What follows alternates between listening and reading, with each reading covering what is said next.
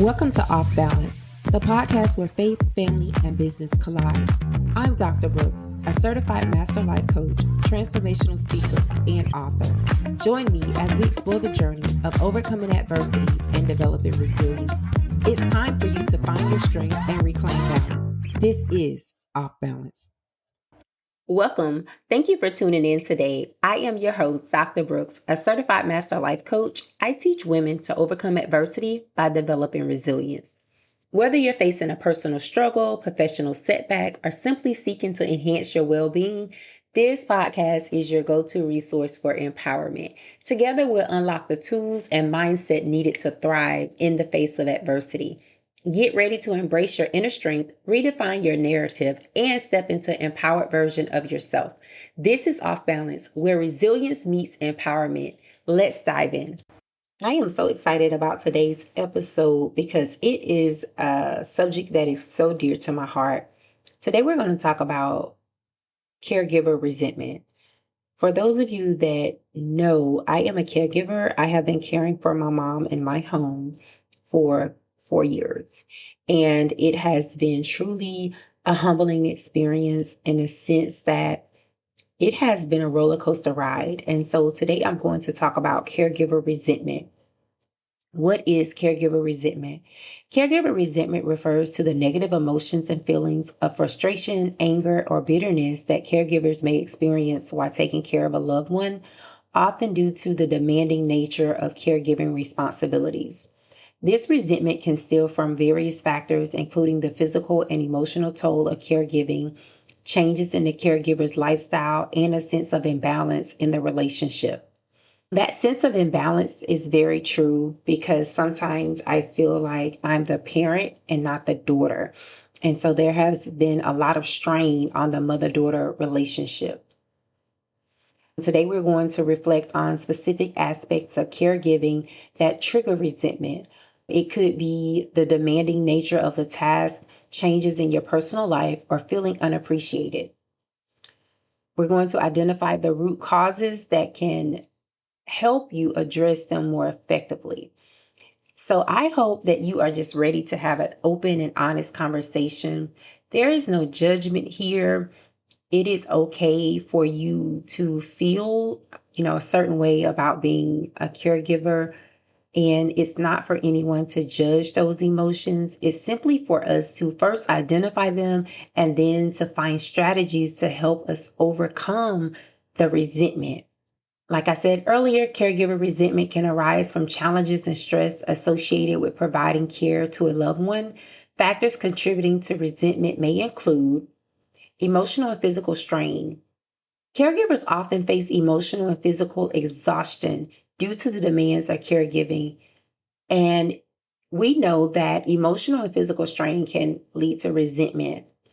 I know when I first moved my mom to my home, I had no idea that she would require as much care as she did. I wasn't aware of the changes that had occurred from her last episode prior to her moving with me. She was in a hospital for almost a month. And so that really set her back physically, emotionally, and mentally. And so it was emotionally and physically draining to me when I first started caring for her.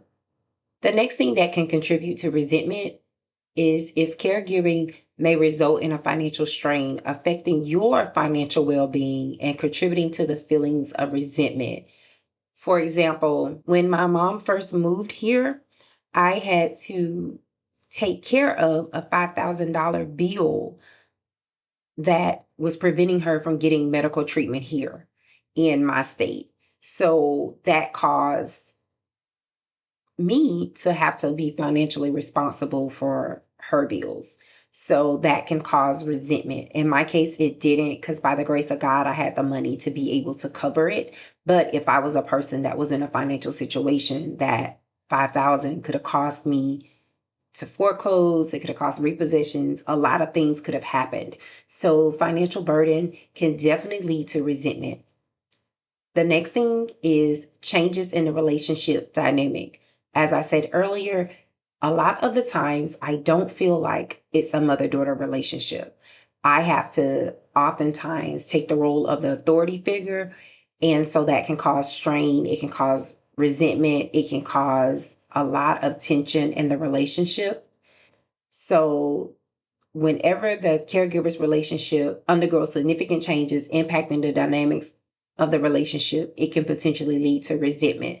So you just have to find balance, and you have to make sure that you constantly remind yourself the dynamics of the original relationship, not this new caregiver relationship, but what is the original dynamic of the relationship? Is it mother-daughter? Is it father-son? Is it son-father? Is it cousins? Whatever it is, you have to go back to the origin of the relationship so that you can appreciate the person for who they are. The next thing that can cause resentment is lack of support. If you don't have support from your family, friends, or the broader community in your caregiving responsibilities, then you can definitely develop resentment. For me, when I first got my mom, the first couple of years, it was just me because my husband was away doing military obligations. And so I had the responsibility of all the appointments. I had the responsibility of traveling back and forth to another state for doctor's appointments. So it was a lot. And I was burned out, exhausted, frustrated. I was overwhelmed by the idea that I didn't have freedom. And what do I mean by freedom? I did not have the ability to take trips if I wanted to. I did not have the ability to go out all day, shopping and just relaxing, whatever it is. I did not have the freedoms and the liberties to do that because I did not have the support. So support is very important. The next thing that can cause resentment or lead to resentment is if your caregiving responsibilities impact your personal life. You may resent being limited. You may resent, again, not having that personal time and that freedom. So that goes back to the lack of support. Typically, you will not have that personal time and that freedom if people are not supporting you. So just make sure that you create a community of people that can help you with your caregiver's responsibilities.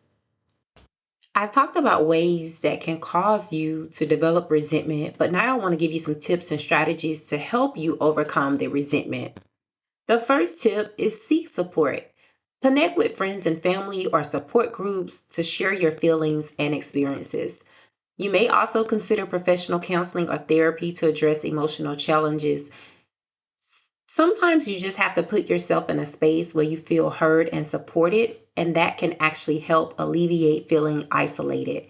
I know personally for myself, I decided to go to therapy because a lot of these emotions were overwhelming me, and it made me not want to put in effort to have the mother-daughter relationship. So I definitely encourage you to seek support.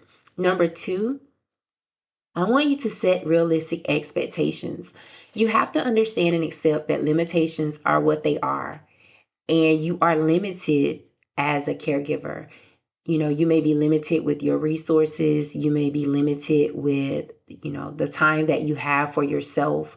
Whatever the case is, I need you to communicate openly with the care recipient about your capabilities and boundaries. You have to set boundaries. If you do not set boundaries, then you would definitely feel burned out.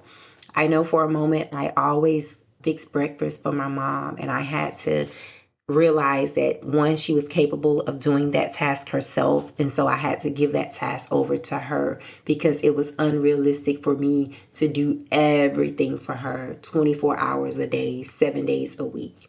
The third tip, take breaks. Schedule regular breaks to recharge and attend to your own needs. There is nothing wrong with doing that, and I don't want you to feel guilty about it, embarrassed or ashamed. I don't want you to feel like you are not being a good caregiver simply because you take breaks. You can arrange for someone else to come in to take care of them temporarily so that you can take a break physically and mentally. Fourth, I want you to prioritize self-care. Self-care is different to different people. We all have our own definition of self-care. So I want you to make time for activities you enjoy to maintain your physical and mental well-being. I want you to practice self-compassion and acknowledge that taking care of yourself is essential for the effectiveness of your caregiving. Fifth, I want you to communicate effectively. Foster open and honest communication with the care recipient and other family members. I want you to create a space where you can express your needs and concerns calmly and encourage them to share their perspectives as well. So just make sure that you are communicating and that not only are you communicating, but you're authentic with your communication. There is no judgment here. There's no shame. There's no guilt. Just open and honest communication. The next thing is I want you to be okay with delegating responsibilities. Distribute your caregiving tasks among family members or hire additional help if possible. You can share the caregiving responsibilities to prevent burnout and resentment. A lot of my frustration comes from everyone else around me doing life. They get to go on vacations, they get to do all kind of things. They can just pop up and do whatever they want to do, and I can't do that. I have to plan out everything.